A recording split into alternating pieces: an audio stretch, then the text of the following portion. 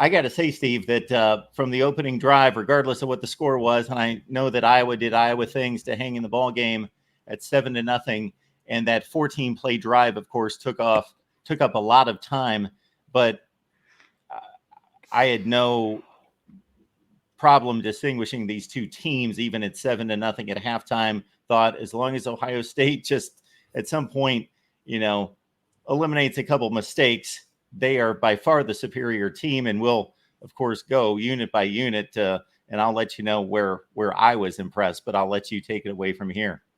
Yeah, I think over 200 yards total offense in the first half, but just the 7 points to show for it because they turned it over on downs at the 20-yard line. Inexplicably, they ran Howard into what looked like an 8-man box or something.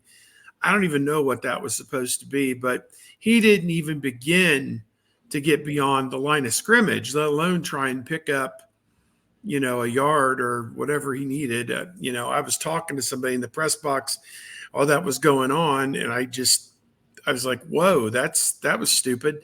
And then obviously Smith get the ball knocked away from him, and Howard threw an interception, so they weren't able to finish, 2 or 3 drives right there. They left anywhere from 7 to 14 more points out there on the field. So to me, they had outplayed Iowa up until that point, but they kept Iowa in the game. So that was a little bit troubling.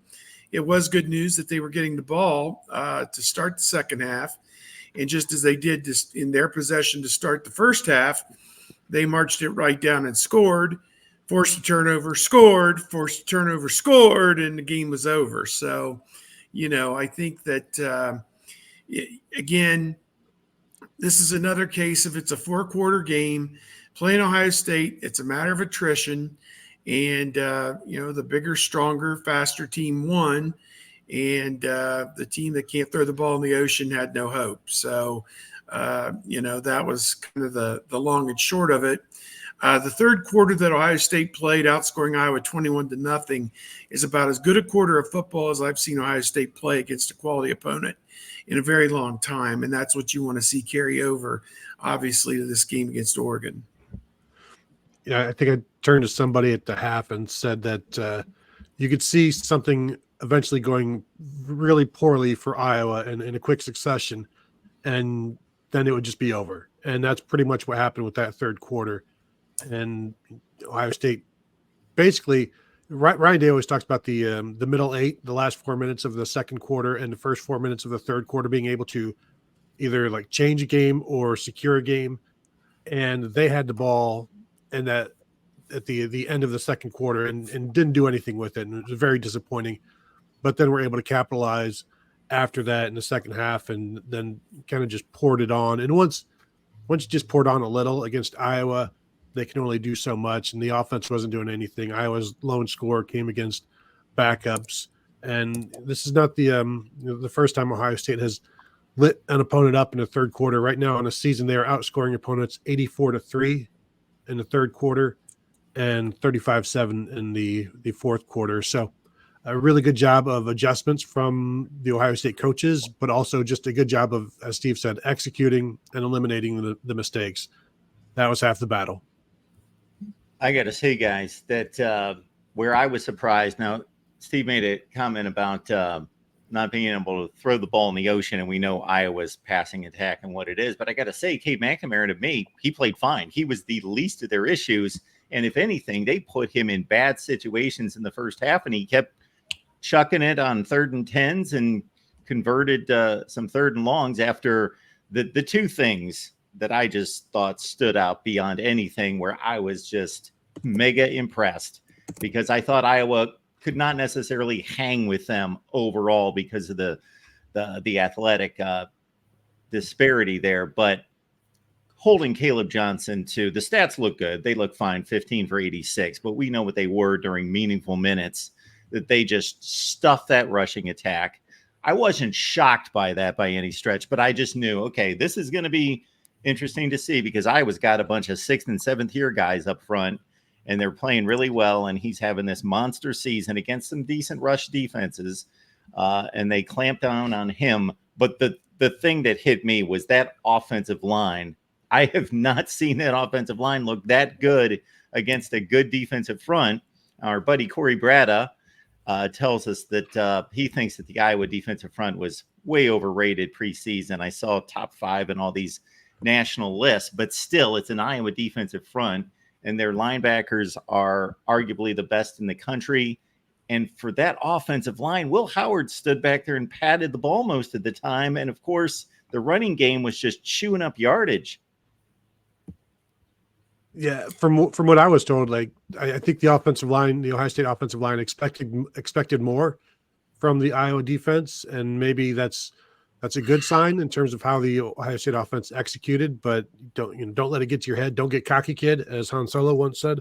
So there are going to be more challenges, but it was good to see them basically do what they wanted to do in that game against what we would all agree is a good defense. And you had the Caleb Johnson had 2 28-yard runs, and then his other 13 carries went for like 30 yards. And I said this after the game. I've said it a couple times. Kind of reminded me of 1997 with Tavian Banks, who came into the game leading the nation in rushing for Iowa. Then first 2 carries of the game, Andy Katzenmoyer dropped him either at the line of scrimmage or behind the line of scrimmage, and he finished that game with like 22 for 84 or something, and got a long one towards the end of the game in that one. And Ohio State just set the tone and didn't let the running game going. And if you put Cade McNamara in this offense in 3rd and long, they really can't do anything about it. And Cade McNamara was okay, but they don't really have anything to go with them. And Luke Lachey, everybody knows, very, very good tight end. You have to have more than just a tight end. And right now, Iowa really doesn't. And I don't think McNamara is throwing anybody open. And if they are, they don't really have anybody to capitalize on it either. Regarding the running back, Caleb Johnson, he's a guy who shot his mouth off before the game about, wouldn't have wanted to play at Ohio State anyway. I don't believe he was ever offered by Ohio State. And it appeared at halftime that Sonny Styles and he were getting into a little bit of a set 2 down there on the field after the last play of the half.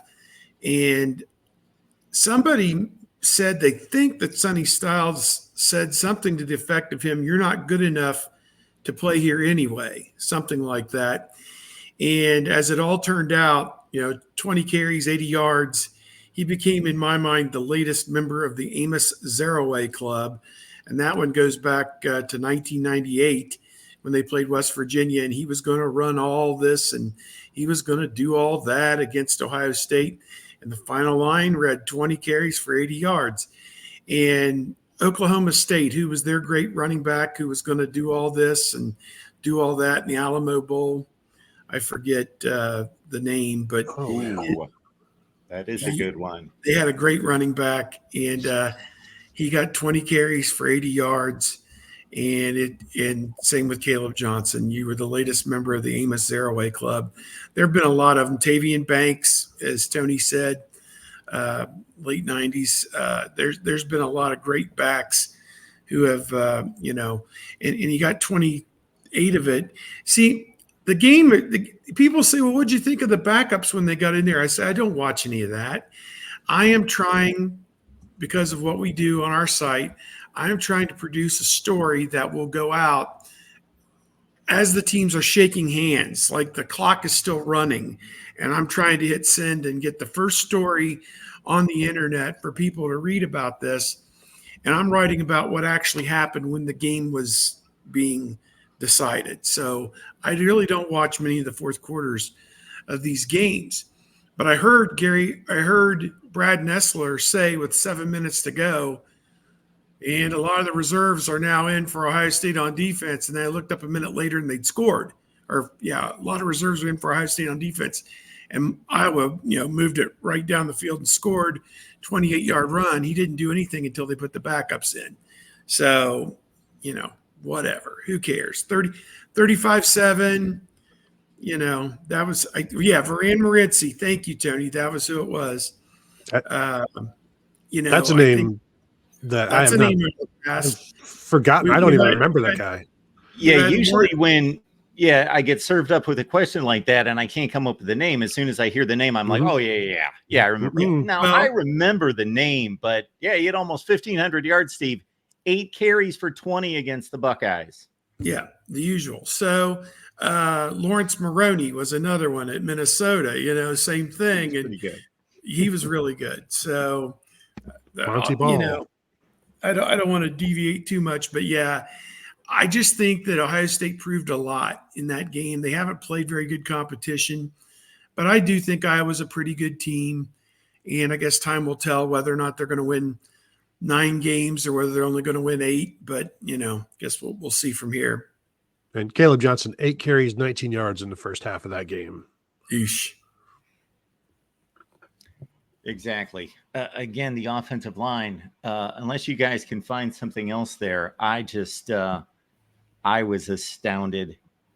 And the running lanes, it wasn't like there was a Mack truck and a run through these running lanes. It wasn't like other games, but it was impressive in terms of creases and push and consistently. And some of those Iowa linebackers, I know that they're really good, and they've got several pros on that defense, but it just looked like when Quinshon Judkins would lay a shoulder into those guys and knock them back 2 or 3 yards, like they realized that they've been, introduced to some Big Ten football. Yeah, Man, Travion Henderson is no longer a finesse running back. He's No. running over dudes, and he has to because the other guy in the tandem is running over dudes. So you can't, try and run around them or slide or protect yourself. No. You're going in high, and you are, dropping the hammer on the safety, which he did. And I'm just like, whoa, this is interesting, isn't it? So. Yeah, it's been good to see. Yeah, I wrote about them a while back saying, like, people like to categorize running back tandem as thunder and lightning. You can't, they're both thunder and lightning. Like, you can't have it's thunder and lightning and thunder and lightning. You beat me up. Yeah, it's because if you're just lightning, Thunder's going to carry the ball when the game is on the line. These guys aren't change of pace backs. They set the pace, and then you just go, well, now it's the other guy's turn. I would still like to see Travion get the ball more, but the games have been over. This past game, they kept him in just to give him some carries, I think, because this was a season high number. I think he had 11 carries, and he had 6 in the first half, and then maybe 5 towards the end of the game. Though I'm just fascinated to see how much they actually get to work this weekend, because they just haven't gotten a ton of work so far this season. And even against Iowa, you would think like, well, it'll be a slower paced game. They'll get some carries. And you look at the half and it's like, well, this guy's got 4 carries. This guy's got 6 carries. And yet they're still moving the ball. To me, the Travion Henderson breakthrough for me was Rutgers last year, the close game. That's when I saw him for the first time, like really bury some guys and throw some shoulders into some guys. And I was like, wow, he can do that. That's the game that comes to mind for me that I first noticed it myself. But yeah, it was impressive start to finish. Other than the turnovers and the 4th down call, Iowa, of course, had their own 4th down situation that was bungled. But while some people tend to believe that maybe that would have kept them in the game, no, it was inevitable, regardless of what was called. Talent do make a difference. Yeah. And Jeremiah Smith, just does the unbelievable second week in a row with the one-handed touchdown catch and third one-handed catch in 2 weeks. I don't think we've ever seen anybody on a roll with one-handed catches like this. Now he's got 6 receiving touchdowns and a rushing touchdown on the season. He's just ripping it up. I mean, I don't even know what. And Egbuka, career high in catches with 9 and a career high with touchdowns in 3. Is the record for OSU 3 or 4 receiving touchdowns? I'm not sure. 4, because Noah Brown, did Jackson do it one year? Dane Sanzenbacher, I think, did it once as well. I don't know if Okay. Jackson did, but yeah, I've closed out my Ohio State record book, but yeah, it's 4. Okay. So one shy of the record. Yeah, and yeah, I tweeted this out after doing a bunch of research, as much research as I can do. So with that touchdown catch by Jeremiah Smith, he became the first Ohio State player in history with a touchdown catch in the first 5 games of the season for the Buckeyes. Nobody's Wow. ever done that before. And I went back to like the 1940s and looking, and they don't have box scores for those games, but I would just look like, how many guys had 5 touchdowns? Well, nobody that season. Nobody had 5. And there's like one guy in like 1950 or something that had 5 touchdowns in a season, and maybe all 5 of his touchdowns came in the first 5 games, only one at a time. But I seriously doubt that, and he continues to amaze. And it's just it's always funny when he does something remarkable to hear the press box, whichever press box you're at, just go crazy in terms of like, yeah, it's like looking at something fantastical and reacting to it and just being in amazement. I always compare, every time it happens, I compare it to the spin move from Braxton at Virginia Tech, where it's just, you're just seeing stuff that you don't always get to see. Even as it becomes more and more routine, it's never really routine. Yeah. Crazy. No rooting in the press box, but you can respond, I guess. Oh, for sure. Yeah, it's that's exactly what it is, because it's home, it's away, it doesn't matter.